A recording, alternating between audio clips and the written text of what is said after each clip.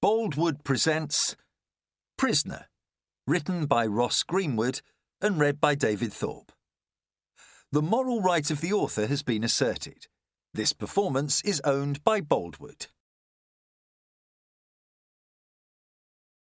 As long as we know we are trapped, we still have a chance to escape. Sarah Grant. A Tale of Two Jails. HMP Peterborough is the only purpose-built prison in Britain to accommodate both sexes. It holds approximately 1,000 men and over 300 women. They are housed separately and kept out of sight of each other at all times. Prison officers generally work either the male side or on the female estate, because, even though you might think they would be the same, they are very different places. Call signs and locations have been changed, and the characters and events in this book are purely fictional, but the dangers behind bars are real. Chapter 1. November last year. I've watched movies where people get shot or stabbed, then stagger and drag themselves for miles to safety. Until this evening, I imagined that was possible, but it isn't. Not for me. Instead, my eyes begin to close. A cool breeze rustles the branches. It chills the sweat that covers my body, except for where the sticky warmth runs down my left hip and leg. My left hand rests on the hole in that side, but it lacks the strength to staunch the flow. 20 metres away, through the tree line, occasional cars roll past. I blink back tears. Perhaps there is still a chance. I manage to shuffle forwards through the damp leaves, gasping through gritted teeth. A sharp, intense spasm in my stomach forces me to arch my back and look skywards. Through the canopy overhead, the moonlight bathes me.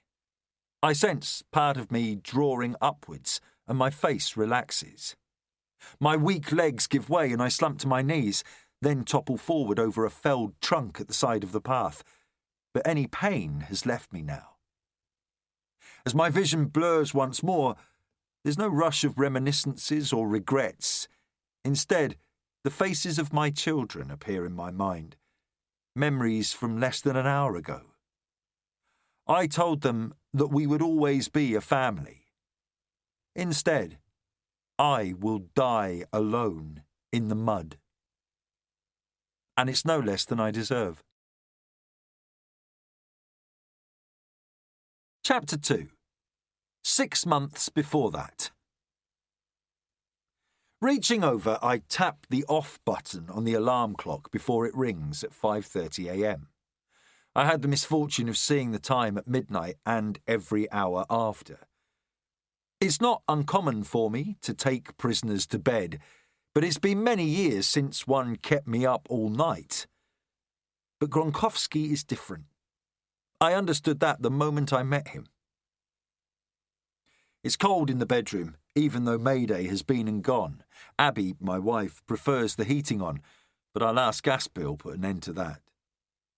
She's buried herself beneath the covers next to me, with just her nose and mouth poking out so she can breathe. Asleep, she resembles the woman I fell in love with. The floorboards on the landing creak as I tiptoe across them, but luckily both my children sleep like the dead. It's their only similarity. I pop my head around the door into 8-year-old Tilly's room. Just a thin blanket covers her lower legs. Her pyjama top has ridden up to reveal her plump tummy. I occasionally call her the Beast, because she's warm and toasty whatever the weather, and she's never sick. She doesn't seem to mind. My 5-year-old is the opposite of her, to all children it seems. I step into the box and stare down at Ivan. A minute I don't have to spare passes. It's hard to leave my boy. There's enough light from the street lamp outside his window for me to frown at the sheen of sweat on the lad's forehead. Even so, I envy him his fevered rest. I'm at that level of tiredness where you're nauseous. Ivan grumbles mid-dream, so I stroke his cheek to settle him. He has the same dimple on the right-hand side of his face as me and my long-dead father. Seeing it always makes me smile. Shh, my boy. It's okay. Ivan's breathing settles, so I leave the room. I couldn't be bothered to shower after work yesterday, so I need to have one, but I can't take more than a few minutes or the water will run cool when Abby washes her hair after breakfast. Then she'll want to discuss my selfishness the second I step through the door in 13 hours, after the resentment has spent all day poisoning her. After a brief shower, I sneak a final glance at the kids before pulling my uniform on, then go downstairs and fill a bowl with cornflakes and milk. My nose wrinkles at the pungent smell in the kitchen. After 3 spoonfuls, I slop the remains into a gap in the over-spilling bin, despite knowing that the next chance I'll have to eat anything substantial will be in 6 hours after lunchtime bang-up. Letting myself out of the back door, which I gently close behind me, I undo 2 thick cable locks on my bike and place them over my shoulders like ammo belts. Then I scoot through the rear gate. It's a still, hushed morning, with an insignificant drizzle, and the city holds its breath with anticipation. Work is 5 miles away. If it rains, I sometimes take the car, but then Abby is without it and she'd be stuck in the house with the kids. The buses are too busy, apparently. The prison provides its staff with big waterproof coats for walking the perimeters, but they're so heavy they make you sweat, so I stick to a light officer's jacket. I cycle hard through Orton Longville village, the posh area alongside our estate, and race along the rowing lake. My warm breath steams ahead of me in the cold air. When I hit Atherstone Avenue, near where the prison is, I spot Fats up ahead. He's my favourite officer to work with. We joined on the same day 5 years ago. Fats started on his 30th birthday, and it was only a few months until it was mine, and we have similar interests. Our first conversation was a clue to how our relationship would unfold. Hi, I'm Jim Dalton. His enormous hand covered mine as we shook, but he was gentle. Tony Domingo. You can call me Fats. He bopped his head ever so slightly as he said it.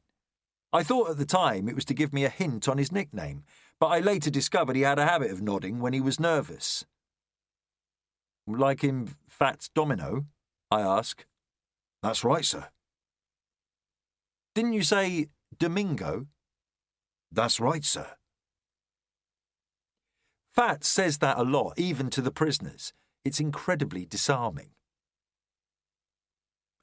His homesick father had returned to Scotland after his birth, leaving his ogre-like mother to raise him. Her family had a slaughterhouse out in the sticks near Spalding. Fats once showed me a picture of the whole clan in between a big barn and a forklift. I'd never seen such huge people, which was saying something if you consider where I worked. Gronkowski would fit in with them.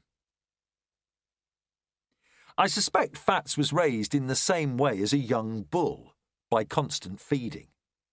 He weighs nearly twice as much as my trim 12 stone, even though we're both 6 feet tall.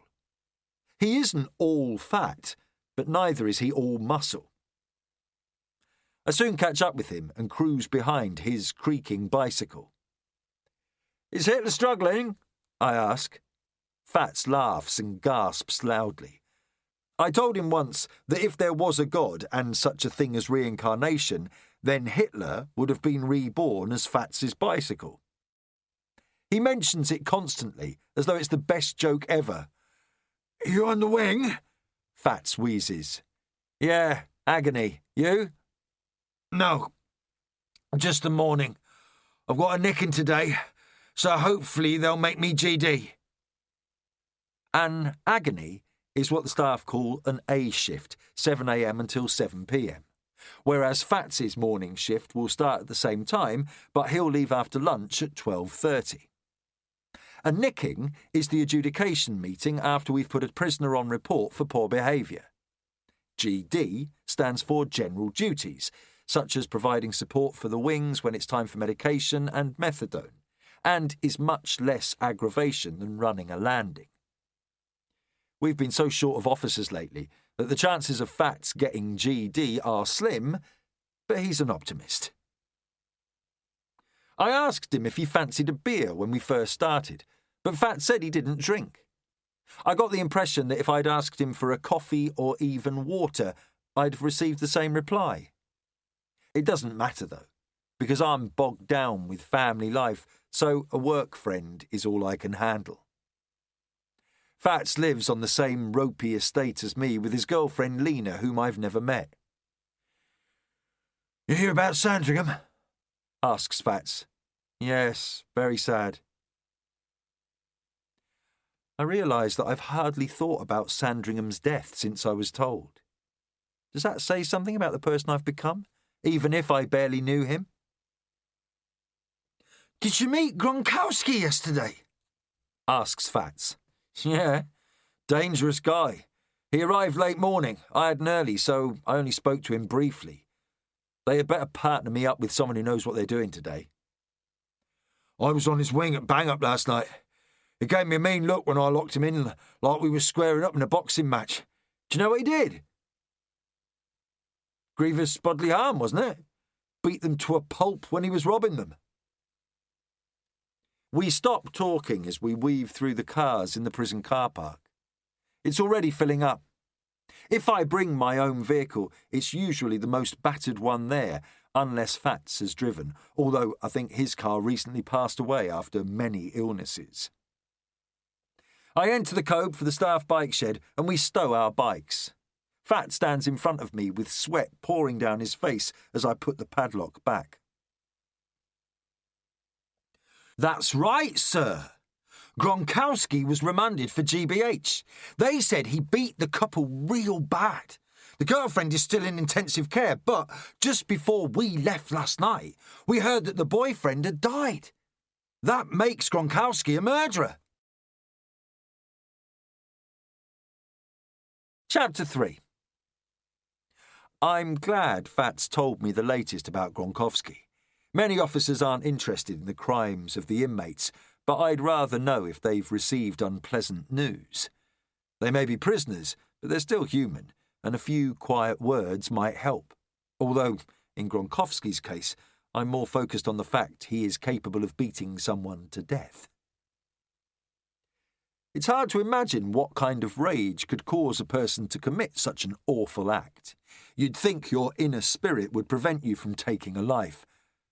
I suspect we all have murderous thoughts, but only mad or evil people act on them.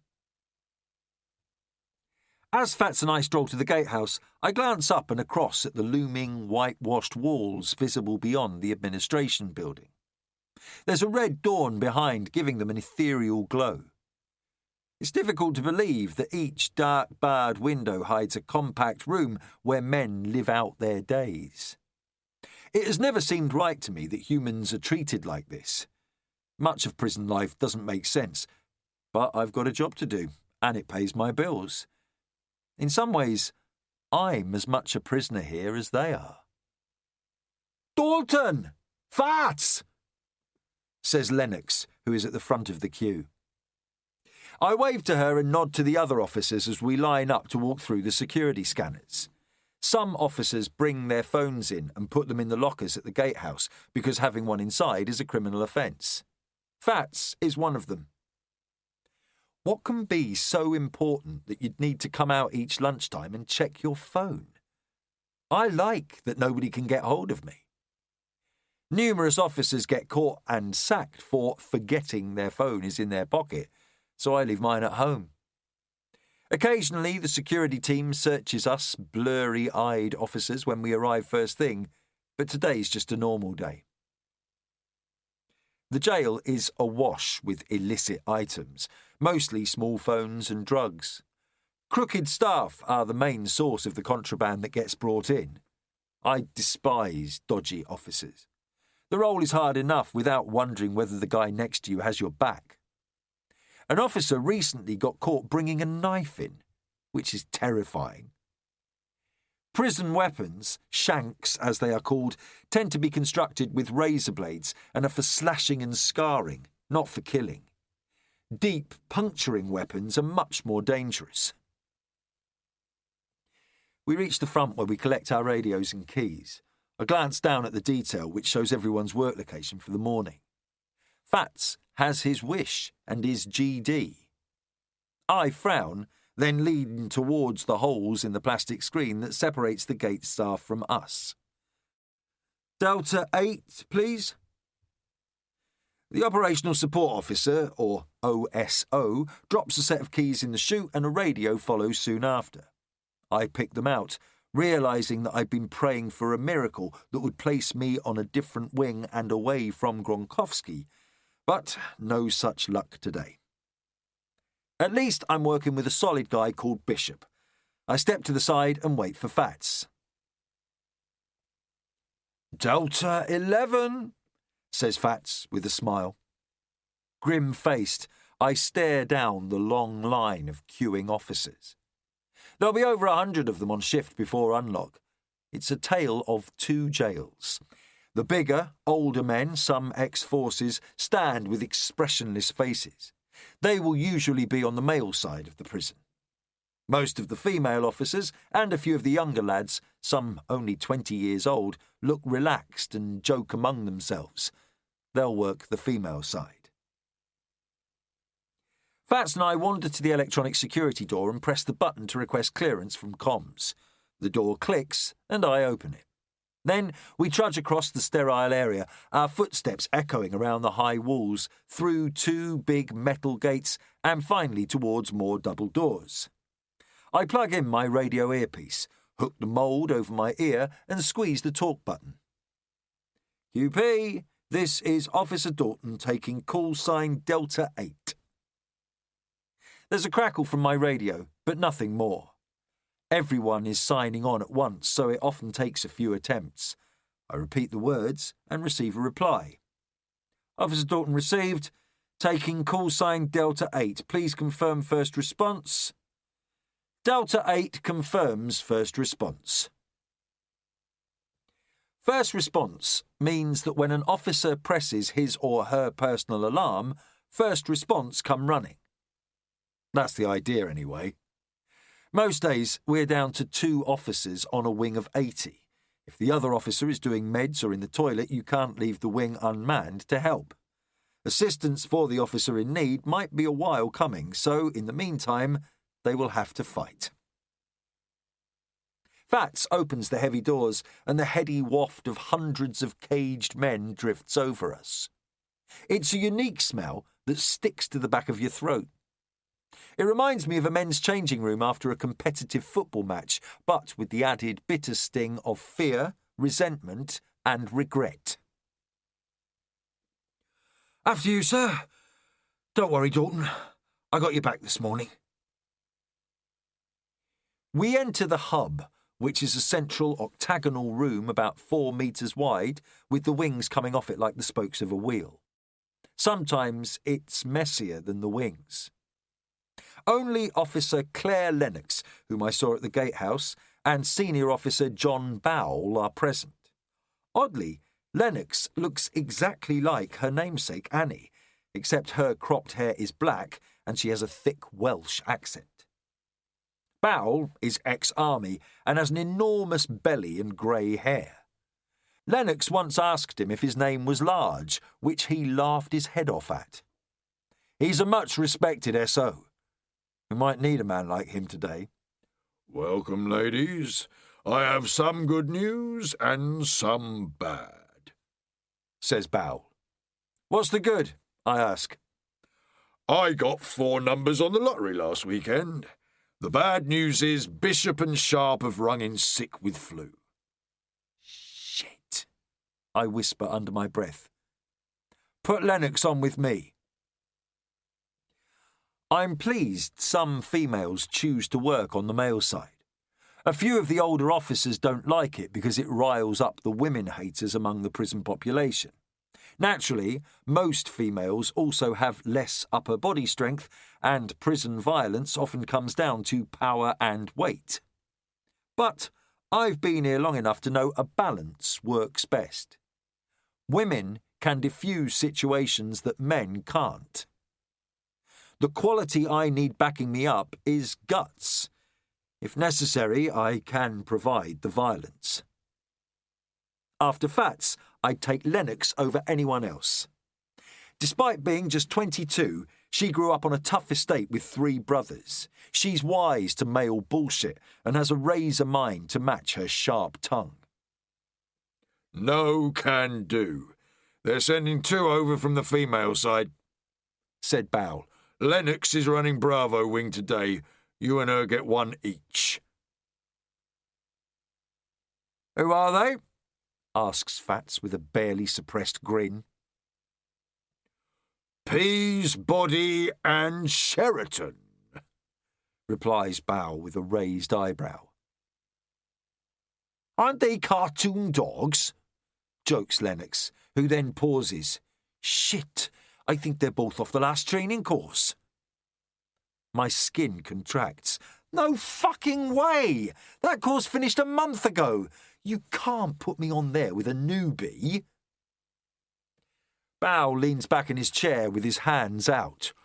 I'll give you the biggest guy. The rest of the shift filter into the hub. I check my cheap watch. Cheap because they often get broken. 7:10. 5 minutes to unlock. The buzzer sounds for one of the emergency buttons in the cells. Lennox picks up the phone. Please state your medical emergency. She listens, says, 5 minutes, and puts the phone back. Fats mush, that was cell 48. He reckons you didn't give him a good night's snog last night. Fats doesn't miss a beat. That's bullshit. I kissed the entire bottom landing. Everyone laughs except me. I've heard it all before. Apart from Fats, the rest of the officers only have about a year's service each, although it will still feel like a lifetime, and they will have already changed. The person they were before they joined the prison service is gone. If you can last 6 months, you can last forever, is the saying, but it's not true. Officer Sandringham lasted 3 years on the female estate. Few walk the male landings for more than 2 years. Those that do often have a short retirement or, like Sandringham, never get there at all. The door of the house block clangs open, and I shake my head as I look out of the window at the approaching officers. Their dark blue trousers are a tight fit, but nothing compared to their dazzling white work shirts, which look as though they've been painted on. Their sleeves are rolled up, revealing sleeve tattoos. With their slicked back hair, they could have stepped off the cover of a teen magazine. But they aren't swaggering now. Fat stands next to me and rests a meaty paw on my shoulder. Relax. The cavalry is here. Chapter 4. I turn to S.O. Bowell, who's smiling at me. The sneaky sod knew they'd sent a couple of kids over. Come on, John, I urge him. I've got Gronkowski and a traveller gang on there, not to mention Scranton. It's not training day. You can have the ginger one, Peasbody. All them redheads are feisty, although I will accept Peasbody's not the best name for a screw. The 2 young officers open the hub door and stand awkwardly in front of us. The allegedly feisty ginger lad looks as though he shaves once a fortnight even if he doesn't need to. But at least he's holding eye contact. The carpet fascinates the other guy. Bowell's phone rings. He picks up and listens. Bollocks. Another one with flu. OK, I'll send him up. He gently places the receiver back in the cradle and tuts. Fats, they're 1 light upstairs. Off you go.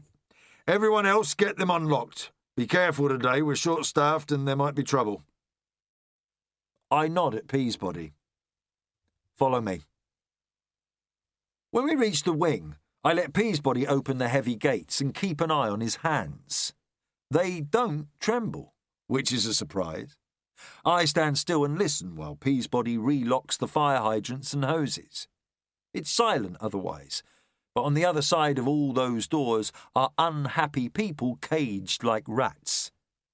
As the saying goes, this is the calm before the storm.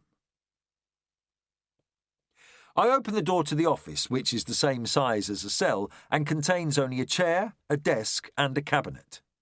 On the wall there is a whiteboard with 56 boxes and 79 spaces. All of them have a name in them. I write 5 cell numbers down on a piece of paper and hand it to Peasbody. I talk as I write our names in the observation book. Dalton and Peasbody on duty, roll count 79. Have you worked the mail side before? I ask him. No. Well, a few hours on the detox wing with the service users when I was training. I glance up to see if he's joking. He isn't. That's not what I call the residents of Bravo Wing. The inmates there can be mouthy with withdrawal but weak and skinny. It's one of the easier wings to work as long as you don't mind a bit of moaning and thieving. The sheen of sweat on Peasbody's forehead, despite the cool hour, makes me think of Ivan at home. It's much worse for Peasbody, though, because he's awake for his nightmare.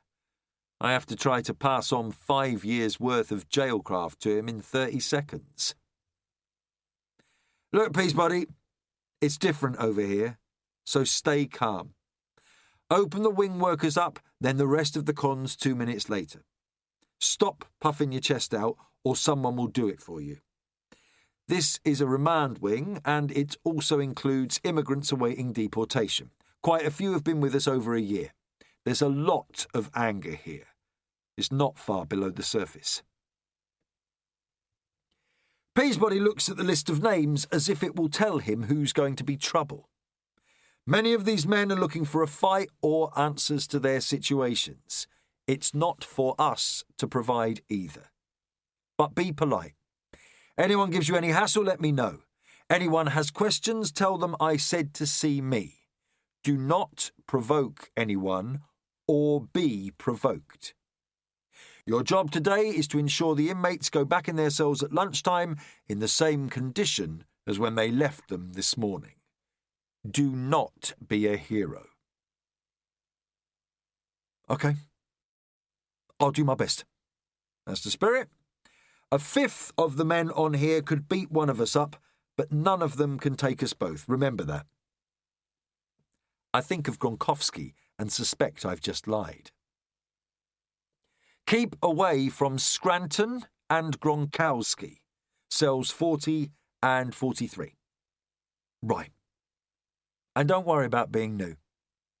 They'll know the moment they see you and will try to push your buttons or take advantage. When I shout bang up, start at the bottom and lock the doors one by one. Don't worry if they're not inside. Close the door, they'll soon come running. I watch him lick his lips and breathe. You'll never forget today. Try to enjoy it. When you walk out of here at lunchtime, you'll be a new man. Peasbody's Adam's apple hammers up and down his throat like a faulty elevator. He nods, then runs up the stairs with the list to get the wing workers out. They tend to be time-served prisoners who will serve meals and clean the wing. They are desired positions because they are out of their cells for most of the day. The other workers will leave the house block to attend industries or education. 5 minutes later, the servery has a queue of tired-looking men. Sleep doesn't come easy in a prison, especially for those on this type of wing where they have an uncertain future yet to be decided by the courts. Queries! I shout from the office door and prepare myself for the arguments that will shortly commence. One of the travellers is first, but he's barely got warmed up about his clothes being at reception still when a big hand grabs him around the neck and yanks him out of the office. The traveller turns with a snarl, but, having looked towards a heavily muscled chest and then upwards into what must be a daunting face, he decides his interests lie elsewhere. Standing outside the doorway in just a pair of shorts is Gronkowski. I recognise his chin, which is prominent to say the least. His nose is out of sight due to the giant's height. Gronkowski bends his back and edges his head under the doorway and into the room. The walls shrink in. "I want answers," he says in accented English. I step behind the table to keep some distance between us, even though he could probably reach right over it and grab me. "Fire away." There's a tut and a "come on" from behind the huge inmate. Gronkowski turns and bellows something in Polish, and the remainder of the queue vanishes. His eyes are blazing when he returns his gaze to me. "I am innocent. I kill no one. Please, I just saw me on the news. Who do I talk to?" I'm still processing the size of the man. He reminds me a little of Ivan Drago in Rocky IV, but his chest is much more pronounced. With his shaven head and trimmed beard, it feels as though I'm being scrutinised by a Greek god, although now he leans towards me, the eyes are bloodshot and watery. I've dealt with lots of Eastern Europeans in this place, and they're often easier to deal with than the local guys, as they seem to have more common sense. Honesty is the best policy with them. Even so, my mouth is dry. The only person who can get you out of here is a judge, unless the police drop the charges, which seems unlikely. You'll have to wait for a plea hearing. To be honest, that might take months. "I didn't do it, and I must be home." The volume of his voice is rising, so I speak slowly and quietly. I'm sure it won't surprise you, but half of the people on here say they are innocent when they first arrive. They soon realise that my job is to keep everyone in here safe. Nearly all of them return from court with a sentence and proudly tell me that they were guilty anyway. Ring your solicitor before lunch and see what he has to say. Gronkowski slams a fist on the office table. Everything on it jumps an inch off the surface. I'm glad I haven't had time to make a hot drink. "I must speak my girlfriend. She make baby." Ring her then. "I use phone. It's a number not allowed." I don't fancy explaining to him that prisons run as reliably as cheap Chinese toys. Sometimes they work, sometimes they don't. Gronkowski's permitted telephone numbers might get updated this morning, or it could take weeks. I hear a shout of Delta 1 medication. I have meds to do. Ring your solicitor and try to stay calm. Everything takes time here. "You not understand. My girlfriend make baby today." I'm used to hiding my emotions, but my face falls. It's hard to imagine a more deadly combination of circumstances to make a man anxious and desperate. I can't promise anything, I say, but I'll see if I can get you a phone call from the office. Gronkowski's eyes have dried, and he sizes me up. "Tak," he says, and backs out of the room. I follow him, locking the door behind me. When I turn around, Gronkowski waves a thick finger in my face. "Do not let me down.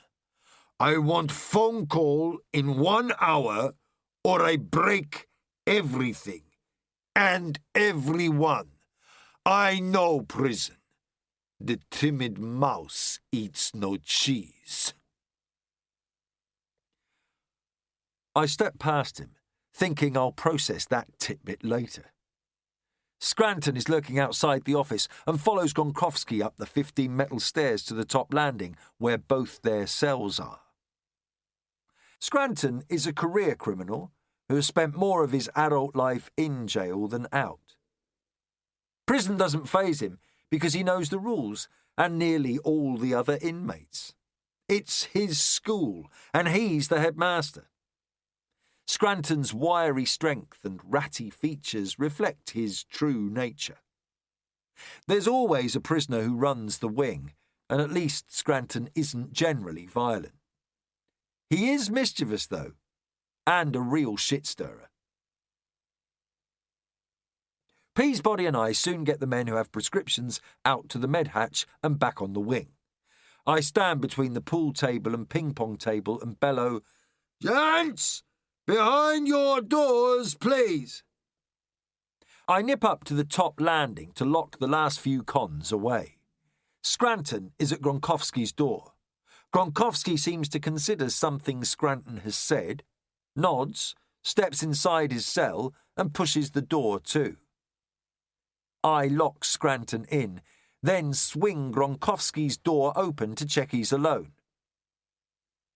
"You have to wear a shirt when you're out of your cell," I tell him. "That's not important." "It is to me."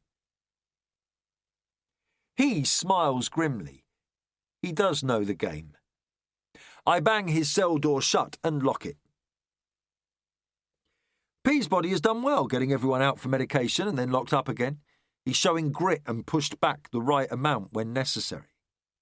Confidence is the key to being a prison officer. The officers don't need to be hard nuts. Men like that are often a liability. The service needs strong men and women mentally and then only physically when someone erupts under the strain. Even so, I look through the thick bars of the wing gates down the line of cell doors, softly cursing. It's quiet. Too quiet. Chapter 5. All the officers gather in the hub where I get the printout that lists which workers are to leave the wing at 8:30 a.m. We spend 10 minutes pulling each other's legs, then we're back on the wing unlocking those prisoners with jobs or education. When the inmates have left the house blocks, the prison officers have their daily meeting back in the hub. S.O. Bowell runs through the usual messages and asks for any other business. I raise a hand.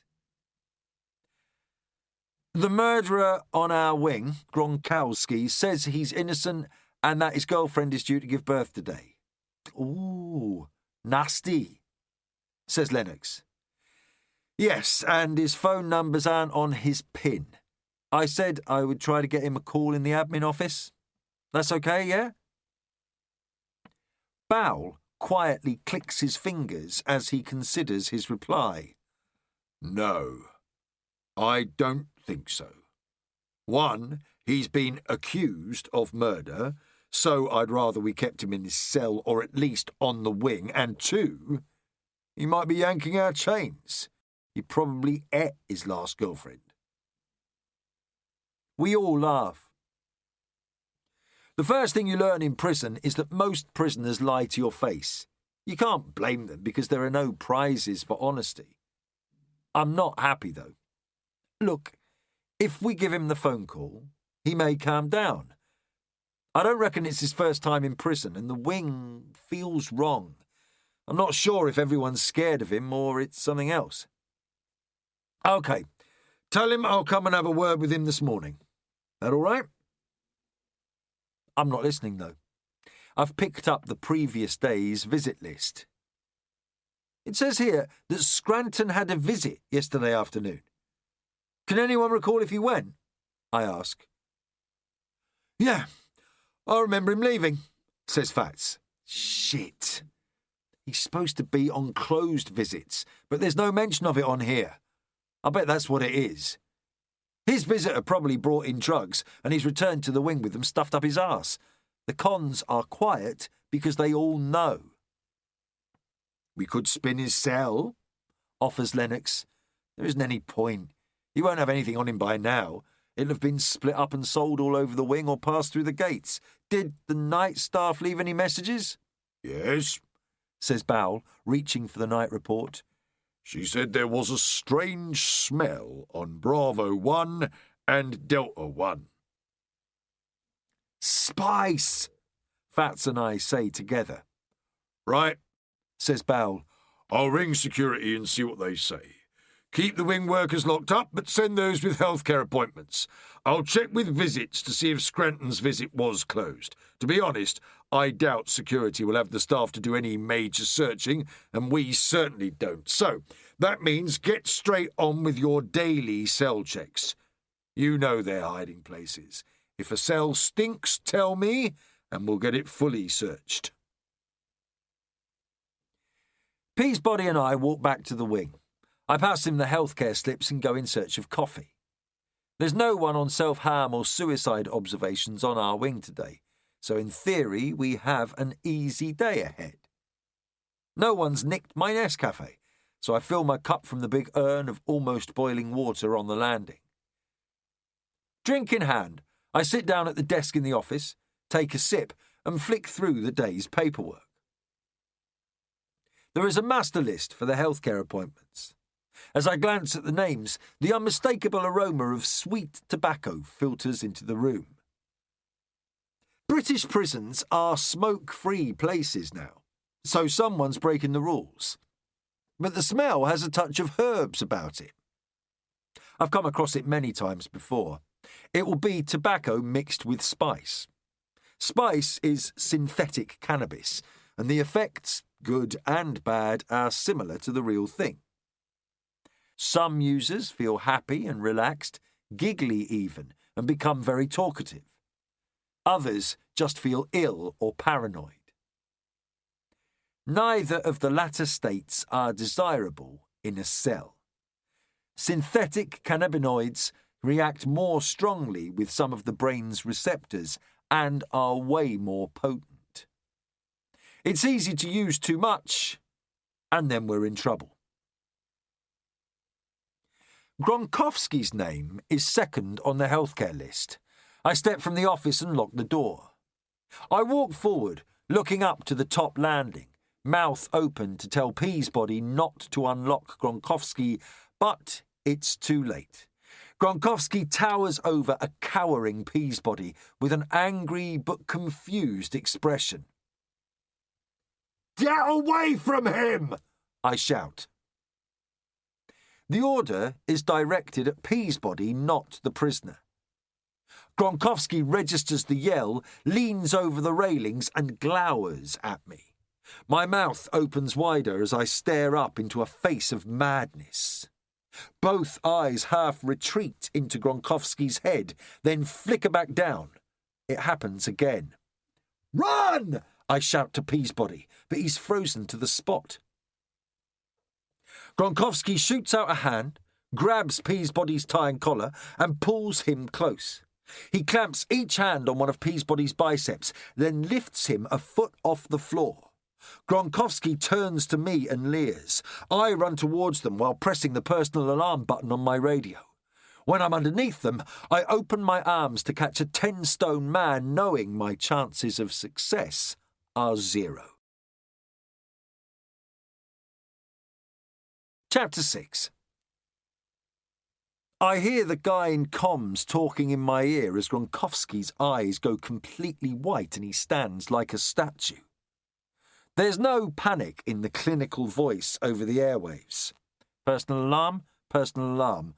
Officer Dalton, last known location, Delta 1 wing. First response, please attend. I press my talk button. QP, request Officer Domingo attend Delta 1 immediately. There's a pause of a few seconds and the world stops spinning. Delta 8, that's confirmed. Officer Domingo en route to your location. Gronkowski's pupils roll back into view. He's confused again. Instead of throwing Peasbody over the banister, he strides to the top of the landing with the officer in his vice-like grip. When he reaches the stairs, he releases a pained roar and launches Peasbody backwards into the air. For a moment, I think Peasbody will land on me, but gravity takes hold. He lands, arse first, on the third last stair. His head flies back, and I cringe at the sickening impact as the back of Peabody's head thuds into the wing floor. The men in their cells realise that there's a distraction to their boring lives. They kick their doors and cheer. I know who they want to win. Gronkowski steps gingerly down the stairs. Half drunk on chemicals, he resembles a terrifying beast from a fantasy film. His pectoral muscles flex menacingly on his bare chest. Small men on spice often need 4 men to restrain them. Sometimes just a touch on the arm sends them ballistic. With a gulp, I put my hands under Peabody's armpits and drag him around the pool table and backwards towards the gate. 2 officers from First Response arrive. One is the officer, Sheraton, who came over with Peabody. He halts on the spot as he sees Gronkowski and his face whitens. Fair play, though. He takes a protective stance and looks to me for guidance. Don't touch him. Skirt around him until we have more people. The other officer, Taufel, has got too close to Gronkowski. It's the first time I've ever heard an open-handed slap sound like a punch. Taufel flies sideways and is almost cut in 2 by the leg of the pool table. Gronkowski stands over his inert form and raises a foot. I open my mouth, but Lennox, who is next to arrive with S.O. Bowell, beats me to it. "Stop!" she roars.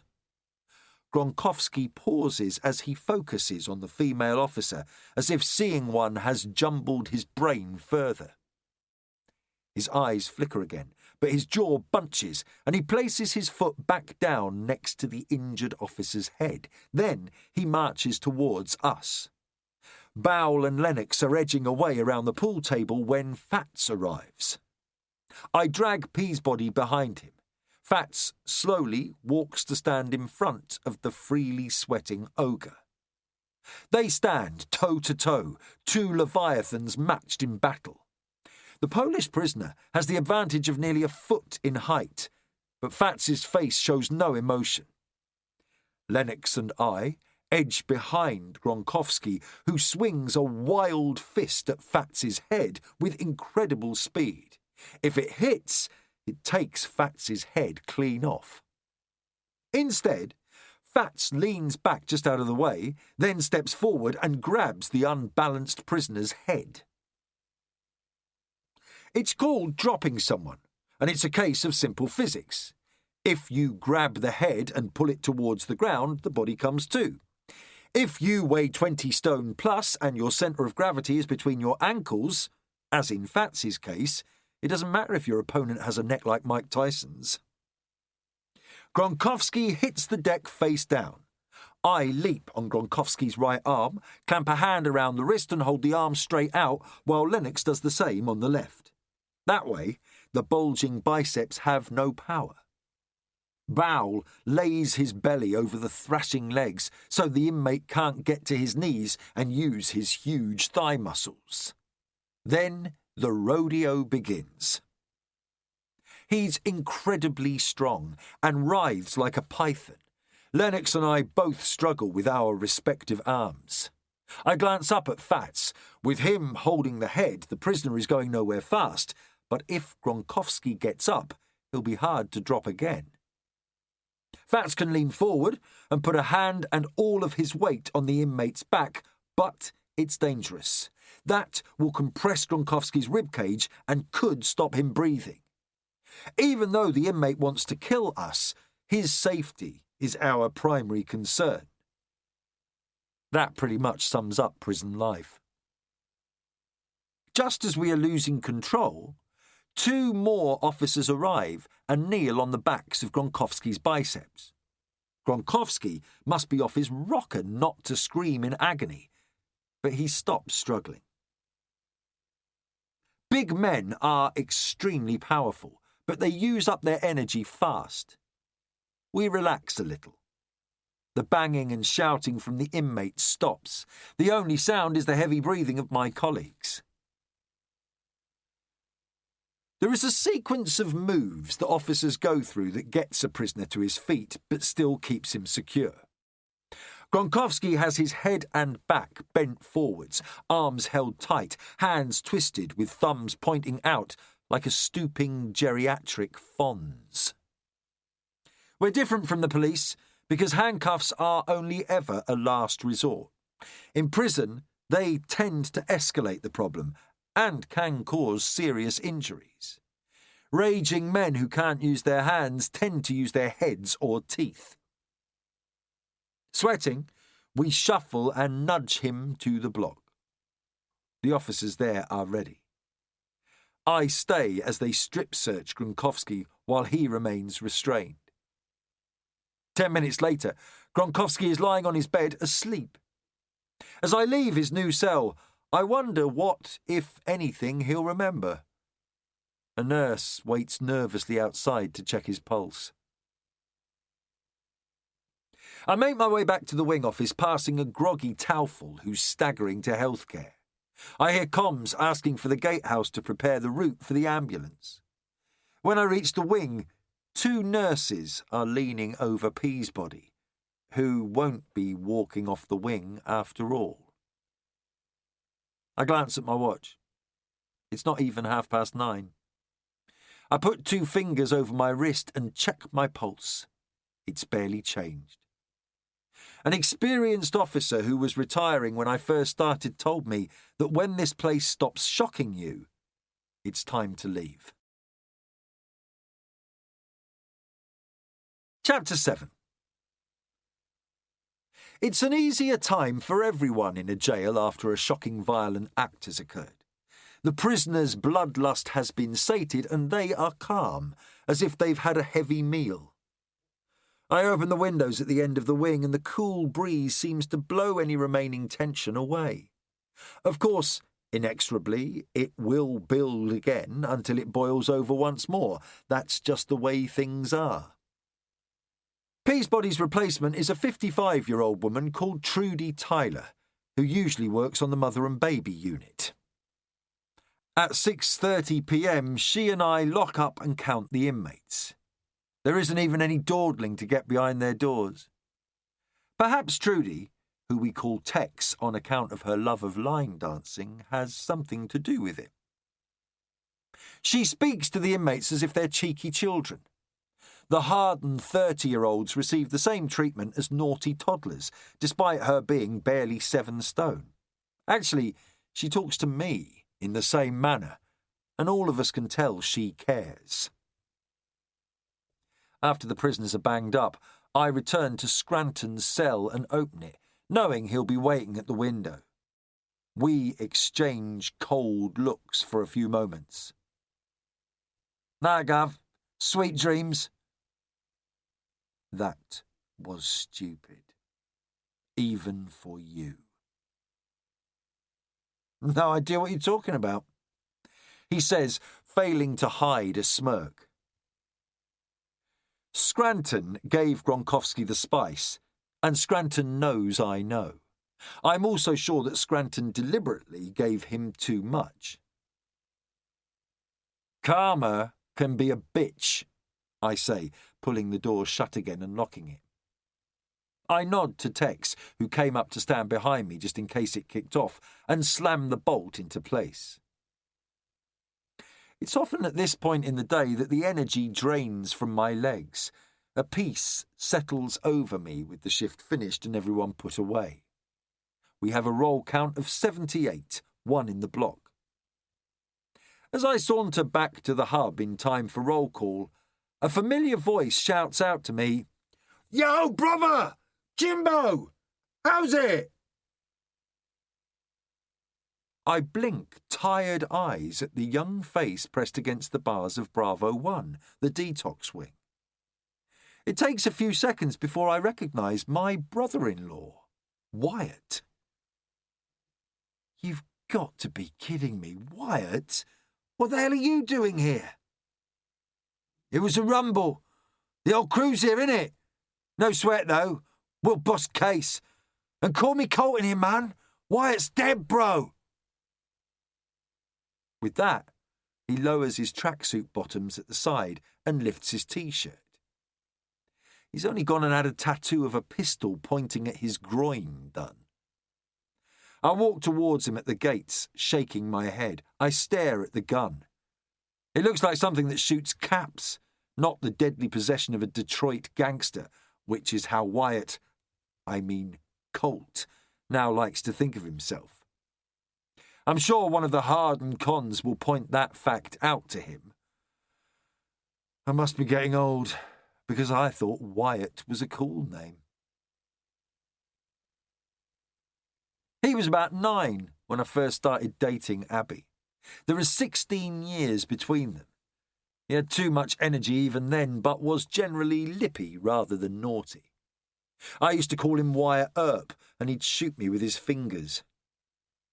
His dad didn't expect another child so long after Abby's birth and suggested an abortion, which explains the glacier between him and his wife. Wyatt's father chose golf over any involvement with his new child. Maybe he and I are both to blame in some way for how Wyatt turned out. Wyatt drifted towards crime, and there was no one around to notice and pull him away. I used to joke that he was a little scrapper, but now he's turned into a little fucker. We had to stop him coming around because he'd be looking for money to buy drugs. When his hair was longer, he looked a bit like a young Johnny Depp, but he shaves his head now. There's another tattoo on his neck, a gecko or lizard of some kind, and he has the faraway gaze of a dedicated stoner. Take it easy in there, Colt. Forget that, man. Smack rats don't vex me. I sense an edge in him from how he was a few years ago. He also has a long scar in his hairline that wasn't there before. Keep your head down. When are you at court? 2 weeks. Slap on the wrist. No sweat. Some stuff got nicked from a house. They fronted. Man got hurt, and the judge panicked because nobody grasped. Officer Lennox stands behind Colt. Come on, son. Behind you a door, she says. Colt's eyes finally focus on me, and there is fear in them. He's not been inside before. It's a new world, a man's world, and he understands it's a dangerous one. Tell my sister not to worry, yeah? And it'd be great if you can find me a few extra sachets of sugar, please. It seems little Wyatt's back. I nod at him. He is a scumbag, but he's just a boy. One who's going to learn the hard way. The youngsters arrive as children, but they don't leave as kids, however long they've been in. I watch Lennox give him a few kind words as she gently closes the door. Bowell pops his head out of the hub. We haven't got all night, Dalton. Roll! 78, just Gronkowski off this morning. I let out a deep exhale, enter the hub and ring security to tell them I have a family member here. It's a heightened risk, having a relative in the prison. The temptation to help would be too much for many, never mind the psychological aspect of locking your own family away. I suspect they'll transfer him out in the morning. I finish the call and wait for the roll to clear. There's a part of me that wants to leave him rattling in his cell, gurning and sweating as the drugs vacate his system, but I've been here long enough to know that doesn't work. He'd suffer for no benefit, and he's angry enough at the world as it is. Lennox smiles at me. Well done today. You hold this place together. The rest of the officers nod and a couple clap, and even Bowell drags his gaze temporarily from his computer to join in. Brother-in-law? Asks Lennox. He told me when he arrived. Yeah. Got any chocky? She always has chocolate and passes me a Kit Kat before giving me a stern "you owe me" expression. I leave the hub and walk into the Bravo 1 wing office where I grab 10 sachets of sugar, which will make his come down easier. You aren't supposed to open the doors once the roll has gone in, but no one will mention it. They know I'm straight as can be. When I open his door, Colt jumps out of his seat, fists raised to fight. His face and eyes are red, his cheeks moist. I throw the bar and sugar onto his bed. There's no need for words.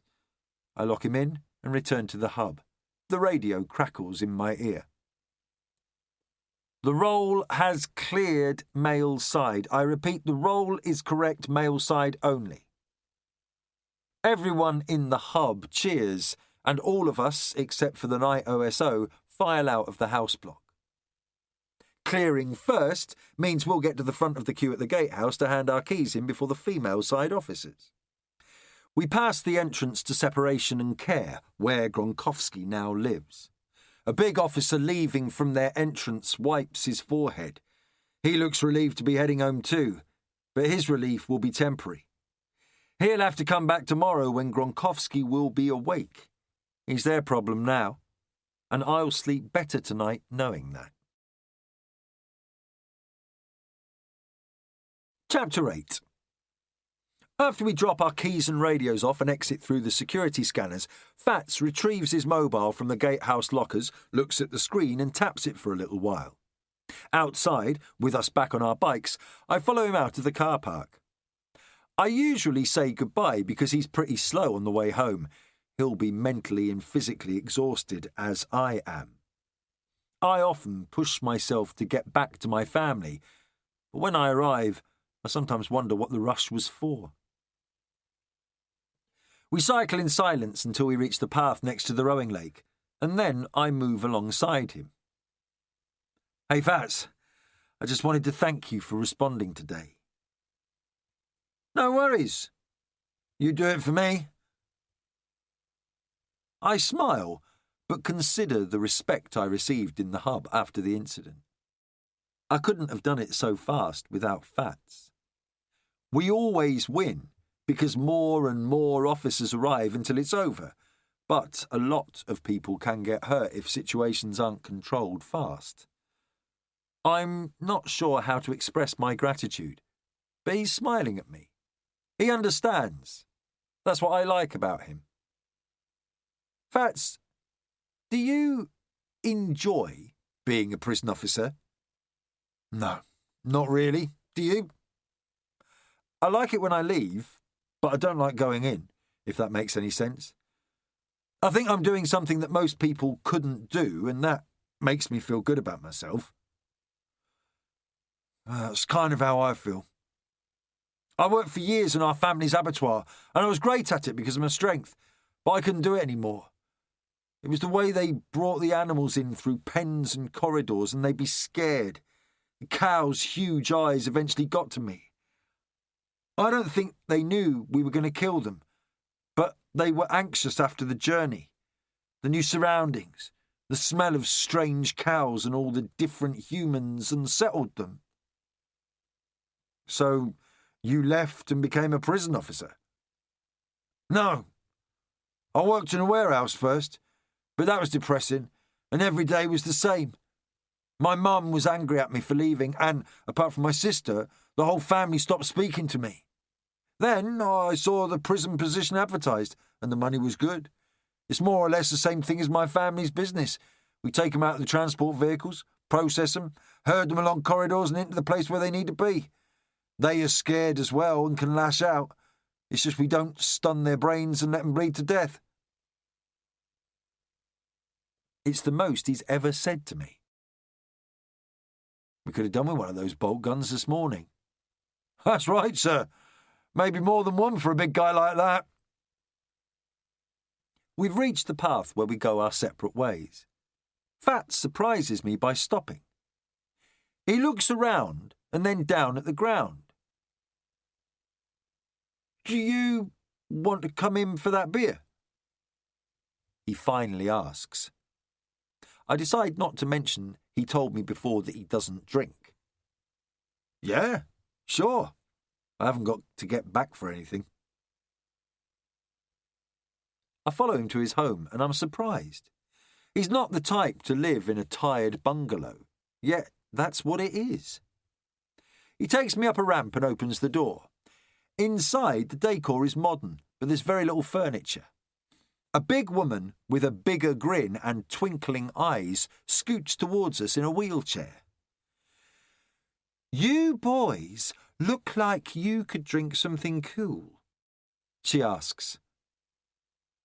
"That's right, sir," I say to her, and she tips her head back and laughs. So that's why Fats takes his phone. The woman gets us each a bottle of cold Budweiser. There's frost on them, so I suspect they've been in the freezer. Fats must have texted her before we rode home. We sit around the table and chat. Physically, she's similar to him. She's got the same wide...